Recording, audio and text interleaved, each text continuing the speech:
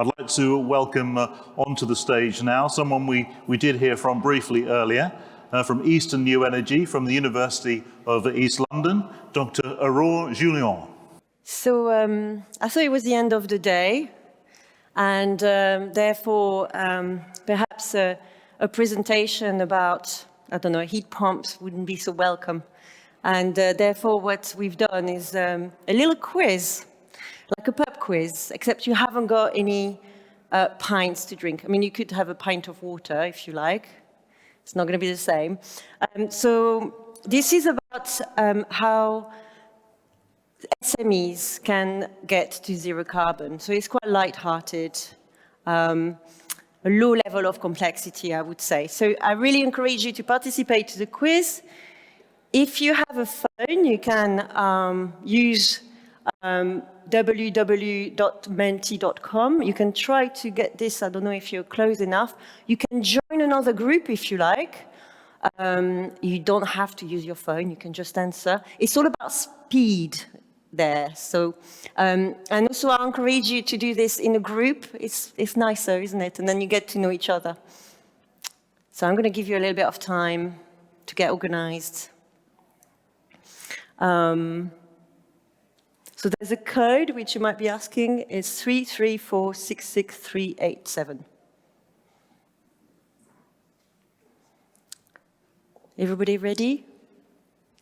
Say no if you're not ready. No. So we're going to have a little bit of time. For those who arrive, if you want to use your phone, or maybe you can join somebody that's already logged in and help them to answer. So you need to use your phone to answer the quiz questions.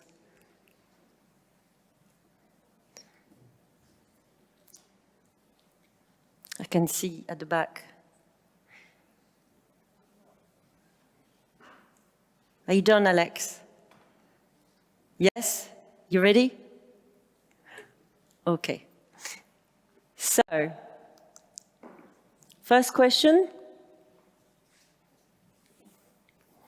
So if she's still not joined us, you can go to menti.com and use the code, which is 334-66387. Can you? Yeah, thank you.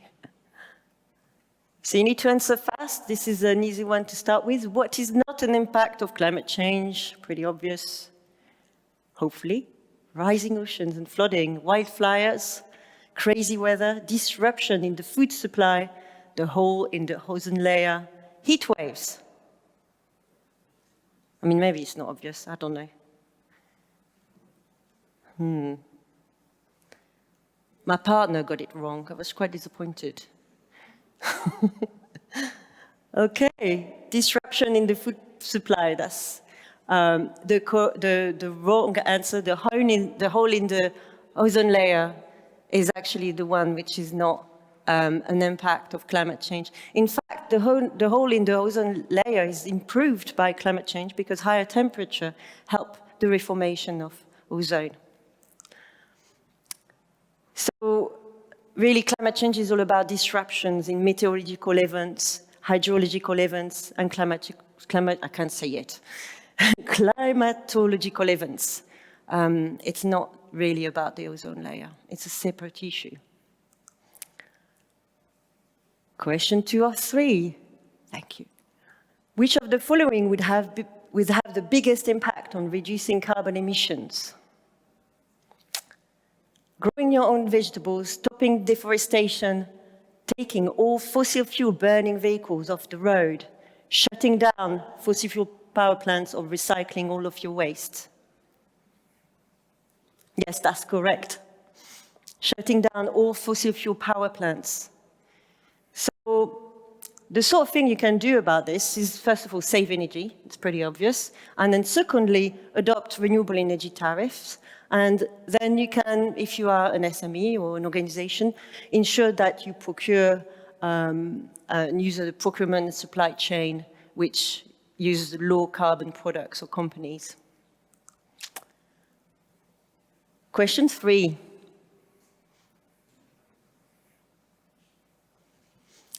How much CO2 emissions does a UK resident emit per year, roughly? 0.5 tons, 6 tons, 120 tons, or 3 tons per UK resident?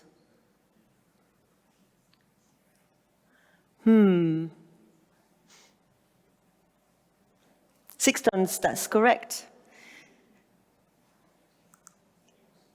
So the UK's per person CO2 emission has been reducing slowly in the last, say, 50 years, 60 years, and in fact is at a level which is the same as during the Victorian times, roughly, or previous to the Victorian times. Now, the thing is that this doesn't take into account the carbon emissions which are produced through the production of products which are perhaps imported from other countries. And what we know is that there's many countries around the world where CO2 emissions are increasing at very, very accelerated rate. Question 4. What target for limiting global warming was set by the international governments at the Paris conference in 2015? Below 1.5, 2, or 3 degrees centigrades? It's below 2. It should have been 1.5, but it is 2. Since then, the IPCC has very clearly sent the message that it should be below 1.5 degrees centigrade, not 2. 2 is too dangerous. But the indication at the time, sorry, this is really tiddly text, it shouldn't be there. The indication at the time that below 1.5 degree was preferable, but the target was set as 2 degrees. Now we are at COP26, very soon, and so we're hoping loads of good things are going to come out of that. But there have also been some really useful targets which have been set up recently, namely in April this year, for example, the UK has set up a target of 78% reduction of CO2 emissions in comparison to 1990 levels. So this is really positive moves that have been taken.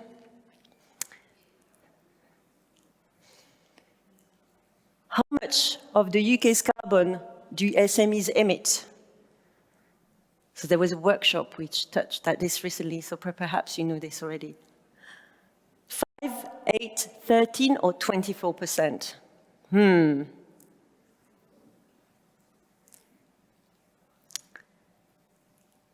It's 8%.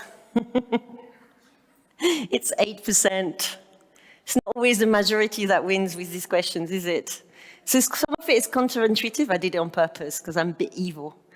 It's 8%. So it's about half, roughly. There's just numbers actually vary. Sometimes I've seen numbers that are a little bit slightly higher, but it's roughly 8% of the UK's carbon emission.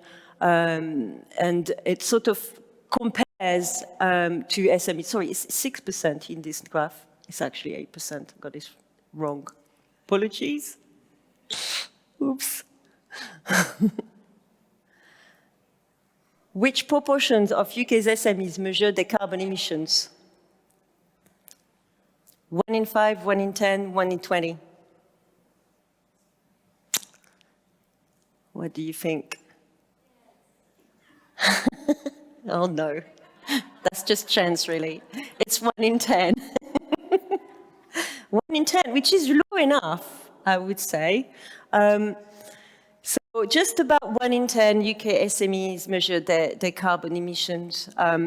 This survey was not specifying whether they were measuring scope 1, 2, 3, or all of the scopes. It was just about measuring carbon emissions.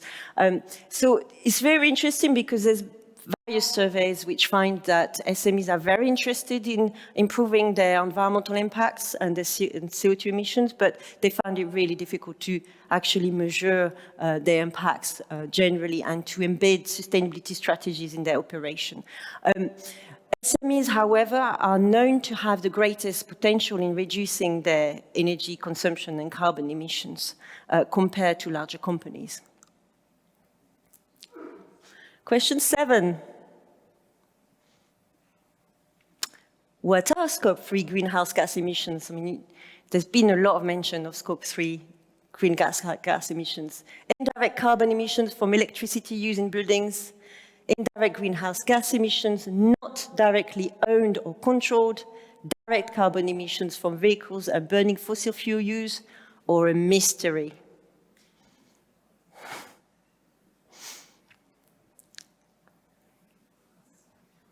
I don't know if you can see from the distance as well, probably doesn't make it easy. And greenhouse gas emissions not directly owned or controlled, that's correct. The majority is right. So just a reminder, Scope 1 emissions are direct emissions from the fuel that you use, so gas, for example, in buildings, or what you put in your cars that you own. So combustion from company vehicles would be Scope 1. Scope 2 are indirect energy users, for example, electricity, which depends from the grid. Yes. So it could be also heat, which is used from a district heating system. So this is Scope 2. Scope 3 are all the other indirect emissions. So for example, we know that Scope 3 includes things like business travel, waste disposal, employee commuting, transportation by contractors, or the products that you're going to purchase, and things like data. So there's a wide range of Scope 3 emissions, which are more difficult to control and also to evaluate. And there's always ways to reduce those emissions. The fact that they're indirect and not under direct control doesn't mean that we cannot reduce those emissions. So I'll give some examples. For example, business travel can be reduced, obviously, through using more online meetings. Question 8. You're nearly done with the quiz. How do Scope 3 emissions compare to Scope 1 and 2 emissions for businesses? Not just SMEs, businesses in general. It is smaller, it is twice greater, or more than 5 times greater than Scope 1 and 2.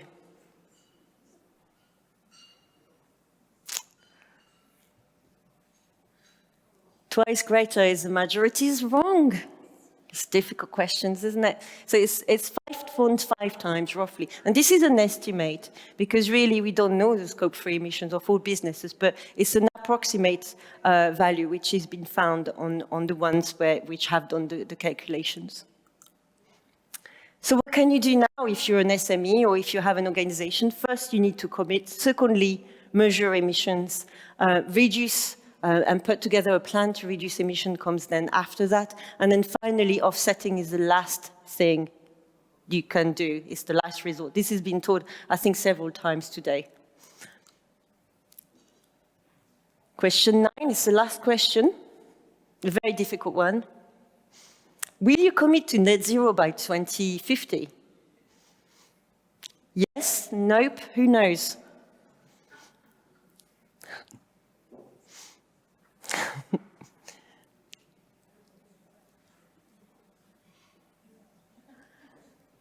So it's a difficult question, that's why we need a lot of time here.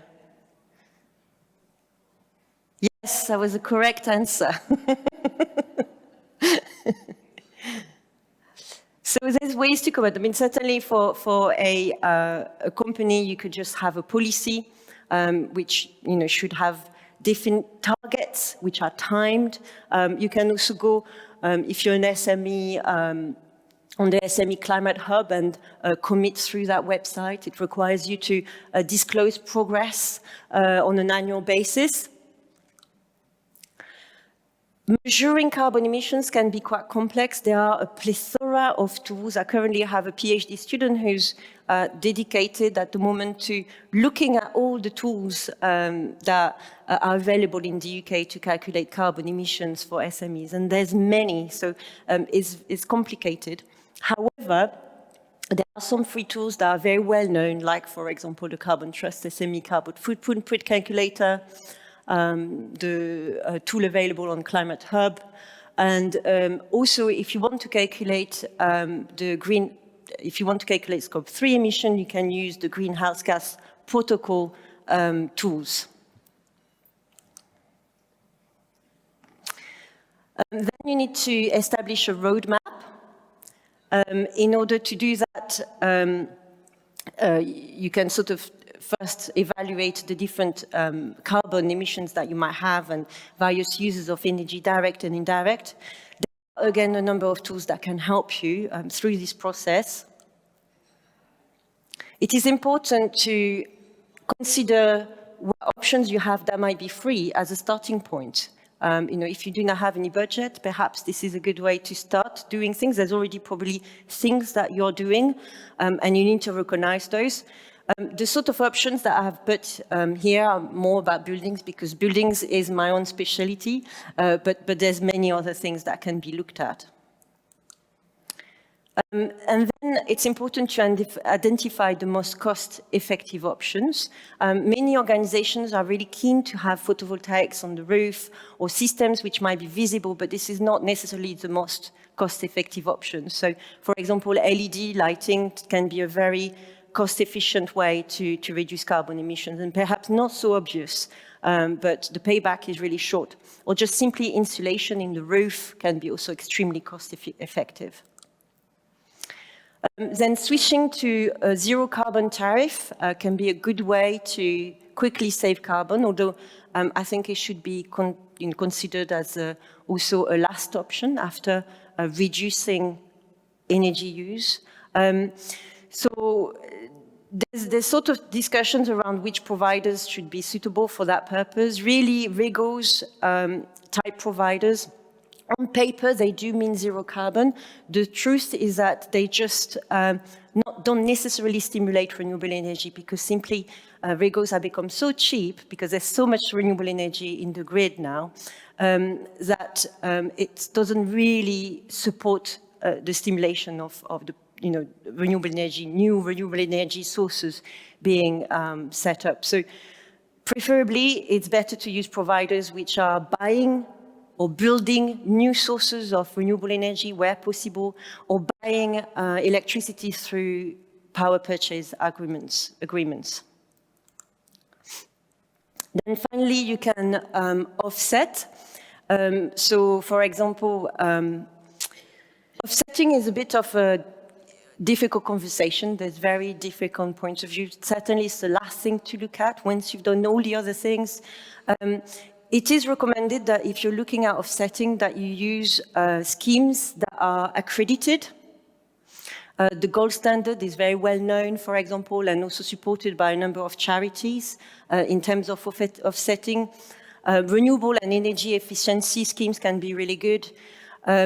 Tree planting, I don't want to say that tree planting is never a good idea. I think it can be a good idea, but it's so complex to have a tree planting scheme that actually works in the long run, that generally is not considered to be a good option. The thing about trees is that they have a lifespan. Unless they're going to stay there for a very long time, it doesn't make sense. And also, a large tree planting scheme can be can have a negative impact on local population. There's a number of problems with tree planting schemes. The RED projects are about preventing deforestation, but they do not work because simply they displace deforestation to another place. So effectively, they're not really effective. And the official offset schemes have been also discredited widely. For example, the certified emission reduction schemes have used, sort of have supported decarbonization through preventing some gases to be emitted by companies, but half of the companies that were emitting those gases have stopped, how can I explain this? Have stopped producing these gases and reproduced them again instead of just, so it wasn't really an effective way to reduce decarbonization, because it sort of like, in a way, encouraged certain companies to continue producing greenhouse gases and then removing them from the industry. So it wasn't really effective. It's difficult to explain. Anyway, not good. So in terms of the quiz, Joe is winning. I think I know Joe. You're the winner of this. Well done. So Eastern New Energy is the project I'm working on. We are an ERDF-funded program. We focus on decarbonization, so low and zero carbon actions and local economic development. And so we also have a research project that goes along the ERDF-funded delivery, which is about understanding the barriers that organizations and communities and buildings and lives encounter when trying to decarbonize. So the project goes along with this research, and our strategies and our packages of support goes and tries to respond to these barriers in terms of decarbonization. So through this, we provide support to organizations that includes SME, which is why I focused on SMEs in this presentation. And we provide support such as research and development or business development support, carbon calculations, etc. So along with the University of East London, a range of organizations are working with us and specializing in various areas, like, for example, doing building audits, or Community Energy South, helping communities to develop energy supply systems, etc. And ESCOs, more accurately. The areas that we cover are here, so Hertfordshire, Cambridgeshire, Norfolk, Suffolk, Rentland, and parts of Lincolnshire and Essex. And I'm really sorry about my French pronunciation of these areas. I'll try my best here. And the way we can help SMEs to reduce their carbon emissions, so we have knowledge exchange programs that we organize, which are a series of workshops where SMEs can join us. And in this workshop, we discuss how to establish a policy to decarbonize, how to establish a carbon plan. Then our specialists of carbon calculation tools will come and talk about tools and how to use them. So it's a series of 6 workshops helping SMEs to establish a decarbonization strategy. And then we can also help SMEs and other organizations to calculate their carbon emissions. In particular, we do something which is a life cycle carbon assessment. So we calculate the carbon emissions of products. So if an organization comes and presents us with a product which they are developing or even that they're already selling, we can calculate the carbon emissions of that product, and can be really useful information. We can also provide advice in some cases on how to reduce the carbon emissions that this product carries. We can also provide support for organizations to calculate their own scope 1, 2, and 3 carbon emissions. And then we can help organizations to reduce their carbon emissions through the Eastern New Energy program, for example, green fleet strategies or building audits, as I was mentioning earlier. Some capital grants are provided through INI. We can also help, this is weird, not nature-based emissions for carbon. Nature-based solutions to reduce carbon emissions is something that we can help with. And finally, look at circular economy solutions. I think that's about it. I hope that I didn't run over. I haven't really looked at the time. If you have any questions, perhaps? Are you very tired? I'm really sorry for those who didn't answer with the phone. You didn't get the opportunity to win. Thank you very much. Thank you.